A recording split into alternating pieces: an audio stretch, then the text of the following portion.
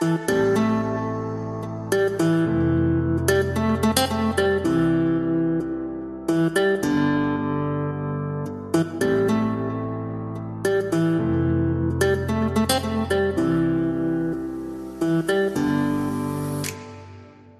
a 40-minute ferry ride across Moreton Bay brings you to the famous North Stradbroke Island.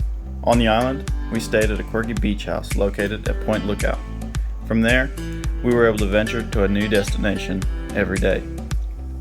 We experienced some of Australia's best beaches such as Flinders, Cylinders, and Deadman's. Sunrise and sunsets were spent with the local wildlife at the Gorge, Amity Point, and Myora Springs. To get our four-wheel driving fix, we hit Main Beach, which gave us access to a hidden treasure on the island, the Keyholes. Along the inland tracks, we also found Brown Lake to soak our skin in tea tree-infused water. Let us show you the island as we take the More Adventurous Path.